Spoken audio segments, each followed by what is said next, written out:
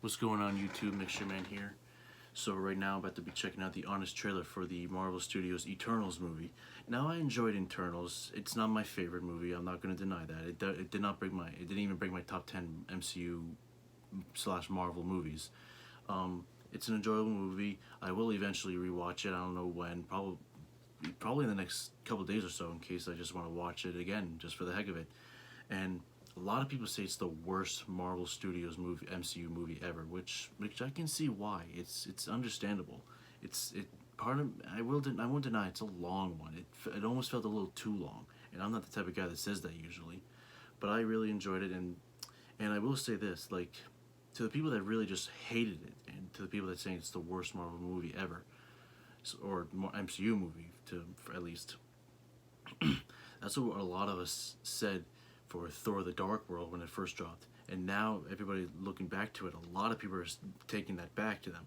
I really feel like eventually Kevin Feige and Marvel Studios are going to do something for an Eternal sequel, or when we eventually have a crossover between the Eternals, Avengers, and so on and so forth. That a lot of people are going to appreciate this movie a lot more, as well as myself. I think I'm going to eventually have different opinions and maybe even like it a lot more in the future when there's an Eternal sequel, when they eventually cross over with the Avengers and other Marvel characters. But enough talking, let's get to this honest trailer.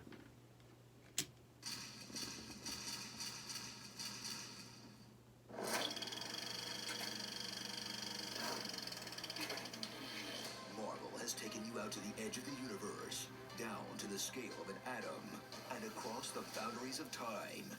Now, prepare to visit a new setting, beyond the farthest reaches of a nerd's imagination. Outside.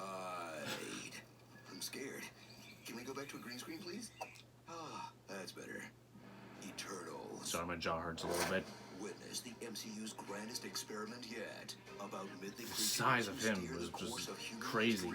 From the director of that quasi-documentary about a van lady who poops in a bucket.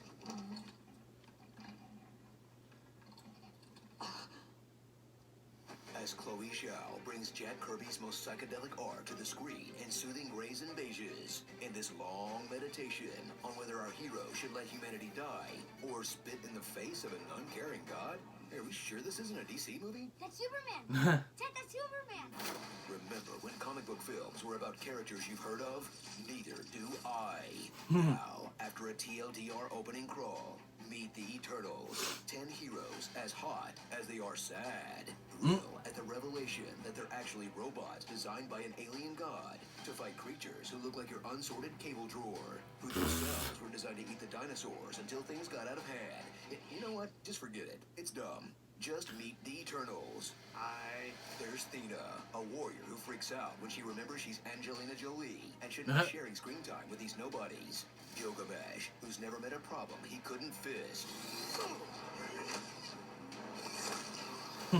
Fastos, who does all his science by way of Naruto hand signs. Druig, he sucks. Druig sucks. Ajak, keeper of the sacred iPhone Gold Orb Edition that lets her call Daddy.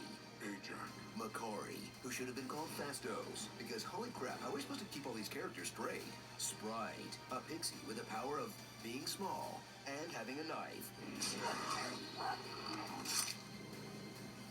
I'm sorry, Cersei. Kingo, a Bollywood star who makes you wonder if all the time Kumail spent getting jacked should have gone to dance lessons instead. Icarus, who's like Superman if he had to be convinced that human life had any value. So, like, you know, Zack Snyder's Sebastian Superman. Stan.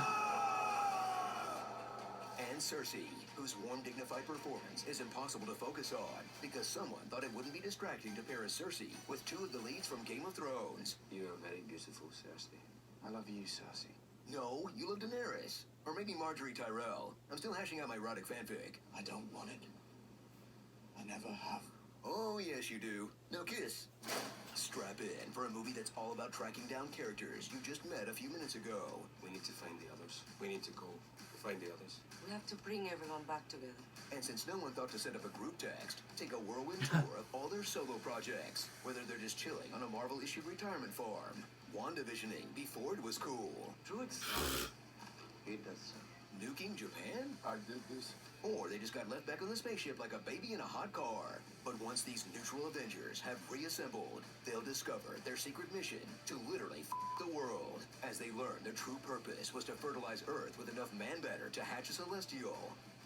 Sorry for phrasing it that way. I'm just unsatisfied after Marvel's first sex scene, i.e. 3 dimly lit pumps in the missionary position. Can you believe that's all we get? Look what Kingo did for this film. And you don't even pop his shirt off? You gotta reward that effort. Eternals 2, The Search for Kingo's Dingo. Let's make it happen. So if your idea of fun is watching 10 people debate the trolley problem for 2.5 hours, where the closest thing to a relatable character is an immortal movie star's human pet, He's worked with me for 50 years. fly, don't walk to your nearest couch for the film that puts the universe in MCU, that despite the reviews is far from the worst in the franchise. Are you well, Eric? I can't get too excited. And yeah, you also got the Incredible Back Hulk, to the series. and then you got Iron Man 2. Movies that aren't the greatest, but enjoyable. Just like that. They just tried to do something a little different this time. But don't worry, Marvel will never make that mistake again. Phew. Starring Cersei Roman, Stark Kent. This Stark. wasn't in the script. Angelina Jolie genuinely doesn't know how a toaster works. Salma Hayek, No fling in the north!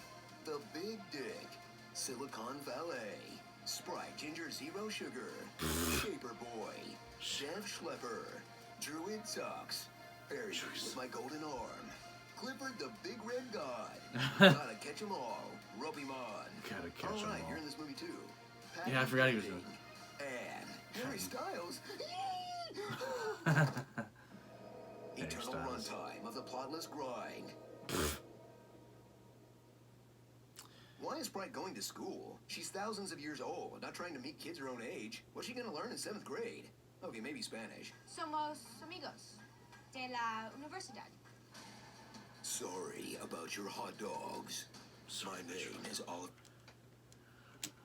Like I said, it was an enjoyable movie. It's definitely not the worst in the entire MCU in my opinion, because like I said, you got movies like Thor: The Dark World, Iron Man 2, and even The Incredible Hulk, movies that I enjoyed, and excuse me, that I enjoyed, really enjoyed, and then eventually even more people that said that they didn't like it. Eventually, that I noticed that they actually said they do like it, actually enjoy after years,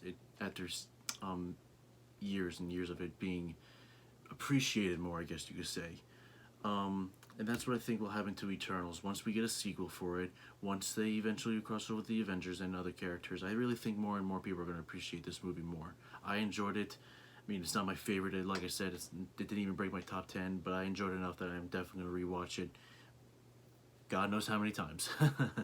But anyways, that was my reaction to the honest trailer for Eternals. If y'all could please do me a favor, please give this video a like and or subscribe to my channel, and I would really appreciate that.